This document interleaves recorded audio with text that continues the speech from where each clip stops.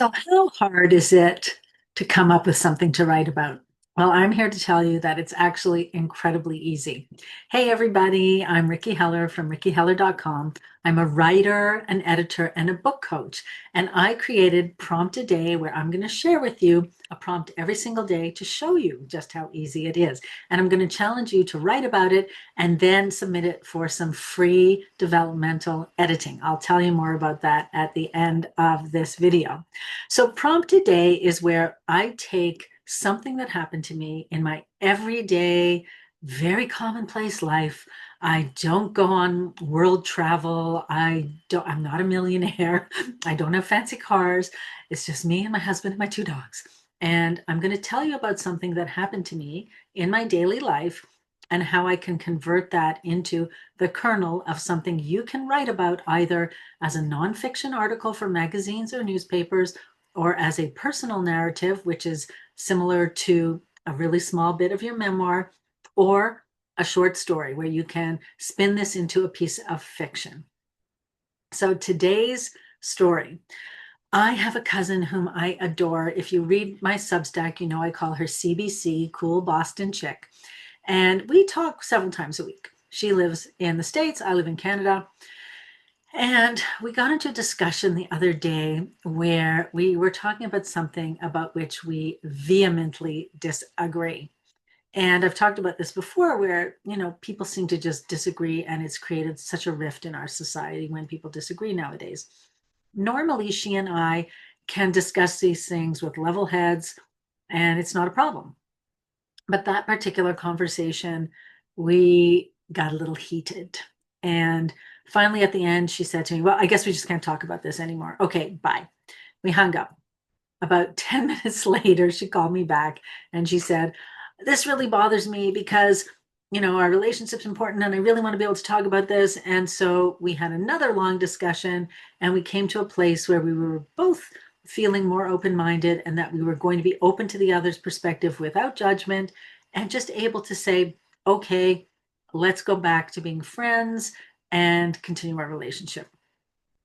So that little incident got me thinking about, why is it that with some people we are all forgiveness and with other people we never talk to them again?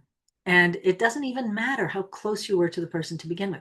I know many people during COVID who stopped talking to their families, or their families stopped talking to them, or friends, all kind of, of course, many people parted ways with their employer, but and some of those are talking to each other again, and some of those are not. I have friends or relatives who haven't spoken to family members for years and years pre-COVID. And so that's the topic that I think is fascinating. What is it that allows some people to forgive and move on, and other people to simply cut ties? And you could look at that from both sides. So here's the topics for these three types of writing. If you were to do a nonfiction article, you could talk about the entire subject of forgiveness, or one part of it. You could talk about, why do people have these kinds of rifts in their relationships, maybe the top 10 causes, or you could talk about 5 ways to repair a relationship when you're talking about forgiveness. What are the different types of forgiveness, and so on. That's a great topic that you could then craft into an article. If you're talking about a personal narrative, something like the story I just told. Have you ever had a break with someone because of an argument where you just felt you couldn't forgive them? Or alternately, have you ever forgiven someone that for something that you initially thought was unforgivable, but then over the years, maybe something happened to you, to them, and you were able to forgive them?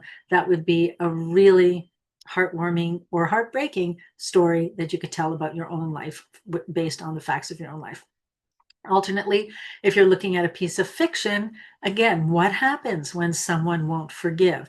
There are so many scenarios that you could write about where that kind of rift happens, or so many scenarios you could write about where something breaks a relationship apart, and then maybe years later they come back together and they forgive each other and continue on with the relationship. So I think it's really an open topic that you could use in many different ways. And I'd love to see what you do with this. Here's the challenge and here's the opportunity. if you take this prompt or any of the prompts from this week and you write a piece in either of those three genres of 1,000 words or less, submit it to me at rickyheller.com. I'm going to randomly choose one for developmental editing. I'm going to give you the full developmental edit that I do for my paying clients, where I insert my commentary. I have a column of comments on the right-hand side of the page, as well as insertions within the text, and a separate summary document where I talk about all of the feedback and general observations and suggestions there too. And this is to help you refine your writing, but more importantly, to keep at it. So if you're feeling blocked, if you're working on something, you can't think of something to write about, or if you feel like you've got writer's block in a larger project that you're working on, you can use this prompt to keep the writing muscles active and keep writing, and then submit it, and you have the opportunity for some amazing feedback.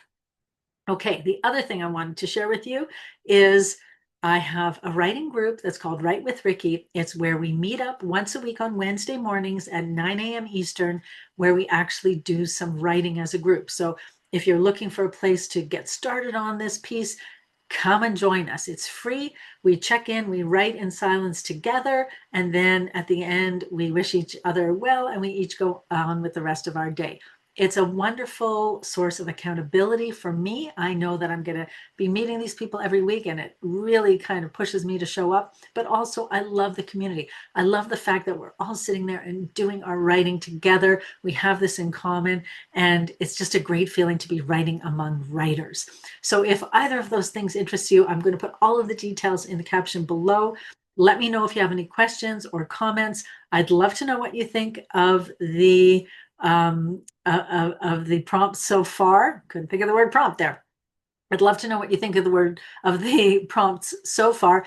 And is it getting easier for you based on these stories? Is this something now that you're able to do with ideas in your own life and come up with prompts for your own writing? If you have ideas, let me know. All right, everybody, I hope that was helpful. I hope you go off and do some writing now. Can't wait to hear from you. Can't wait to see what you did with it, and hope to see you on Wednesdays too. Take care. See you next time.